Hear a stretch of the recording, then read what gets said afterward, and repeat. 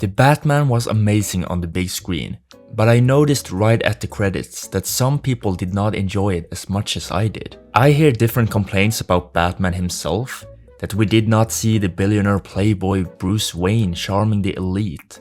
Instead, we saw a lonely Kurt Cobain kind of dude hiding in his lair, listening to Nirvana and having no social life.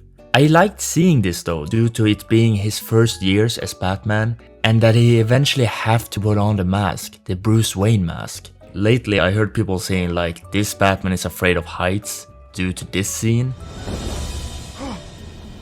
Yeah right, this guy is afraid of heights? Are you serious? I was hooked at Robert Pattinson's take on Batman. The gritty, disgusting Gotham City we all know but would never visit. The corrupt people slowly getting exposed one by one. And the Riddler challenged the hierarchy and Batman's belief that the victims deserved it or not. But yet, people did not think the movie was as great as I thought. So I separated the critics, the fans who compared the characters to previous films, but the other group, the people who might not be hardcore Batman fans, but enjoy Marvel movies for example, thought the movie was slow. I get that it's a long movie and some people I know even split it and watched a certain amount a day. And in the end, they say that they didn't think the movie was that special. So I'm curious because I don't think movies of similar length would be watched that way but rather all in one evening. Like Avengers Infinity War or Endgame, you wouldn't split that up. So I thought about doing a comparison with these movies. In The Batman, the first 5 minutes show the mayor getting murdered by the Riddler. The next 5 minutes we see Gotham City, we hear Batman narrating, and we see different criminals getting scared by the bat signal. And we see these dickheads.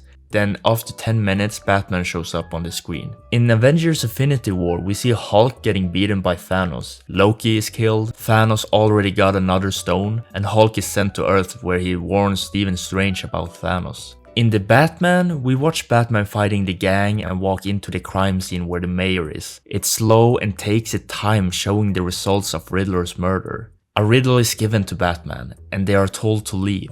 A press conference is held and Nirvana kicks in. Batman's narration starts again. We are now 20 minutes in when he's in his Batcave or Bat Basement or Bat Lair, whatever. The narration has been an introduction to us. We won't hear it again until the end. This is the first time we see Batman without a mask and Alfred is introduced. Meanwhile, in Infinity War, a fight has emerged in New York. Wait.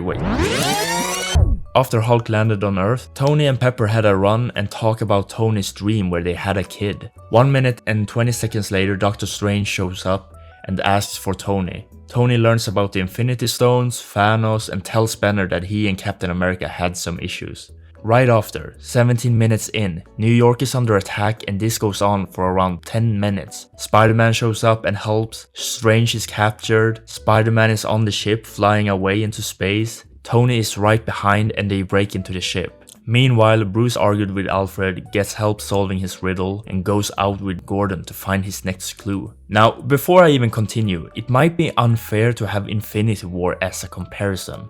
We already know the characters, we got plenty of films to build up to this film, so of course we will get a lot of action right away. So let's just take a quick look into other movies. In Shang-Chi, we see a backstory in the first few minutes. Our protagonist, Shang-Chi, is introduced 9 minutes in. He's working, hanging out with friends, and starts fighting strangers on the bus, and 25 minutes in, he decides to go on his mission and tells his friend about his past. My name's not technically Sean.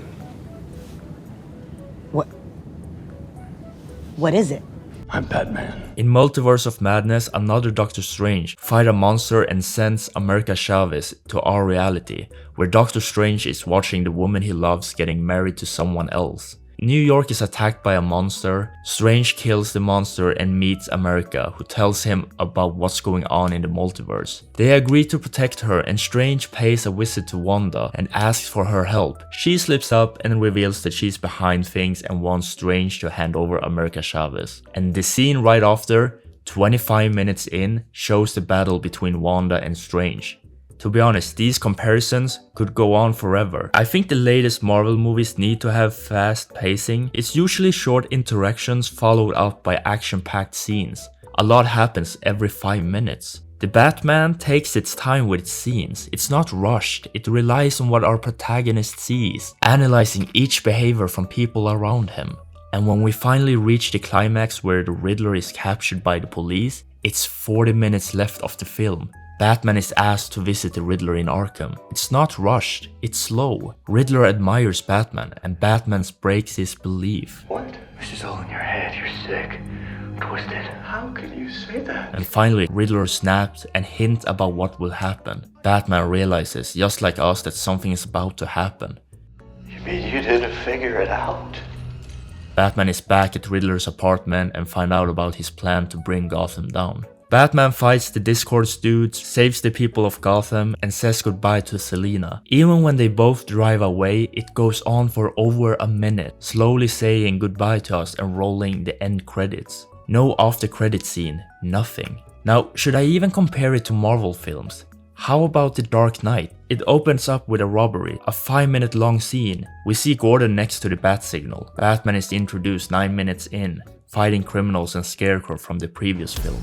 Batman visits Gordon at the bank the robbery took place. Bruce meets Alfred talking about dogs and the new district attorney dating his crush. Harvey Dent faces mob boss Maroney in court and has a chat with Gordon about working together. Bruce is sleeping at a meeting and wakes up to tell Fox that he wants a new suit and crashes Rachel and Harvey's dinner. And thereafter we see Joker visiting the mob, and this in less than 25 minutes. What's interesting about this movie is that I remember when I was 11 years old going to the movies and watching this film. I realized how different it was from previous superhero films.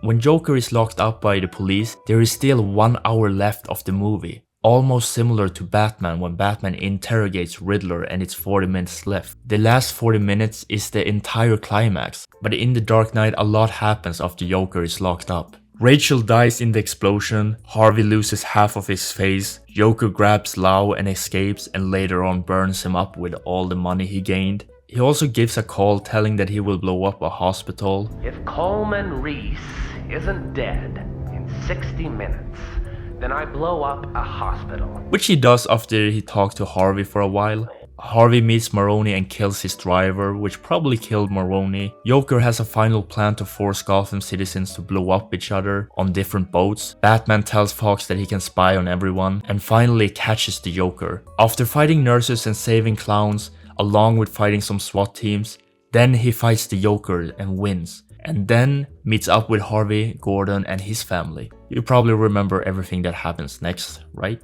So, big difference in what you do with screen time. I never thought the Batman felt that long due to it not rushing its scenes, but perhaps that's why people find it slow. I remember as a kid watching Spider-Man 2, thinking it was really slow and kinda boring when Peter throws away the suit and lives a normal life. Today, however, I think this is the best Spider-Man movie ever made. But I have to ask myself, could we ever see that kind of movie again? Could we see a Superman movie where Clark just stops being Superman for 30 minutes in the movie? Or Bruce Wayne only walking around as Bruce Wayne and not doing anything that has to do with being Batman? Spider-Man 2 had scenes like Peter saving a kid from a burning building and hurting his back. But overall, the movie slowed down a bit to show the other life he could have. No multiverse, no running from a villain, actually time to breathe and relax. Would you like a piece of chocolate cake? Okay. But can we go back to that? I believe The Dark Knight is perfect and would be just as great today, but I'm curious what people would think of Spider-Man 1 or 2. Does everything have to be so massive, so fast-paced? Let me know what you think about it and what you think about the Batman. Is it slow? Is it wasting time? I was excited about this film due to it showing more of Batman being a detective. My friend told me that he wants to see less of it in the sequel, but I hope there are some elements of it. Come on, he's a detective. I think they made the Batman movie with Riddler just as how it should have been. After all, it could have been a 3-hour long movie watching Batman cashing Riddler trophies. Yeah.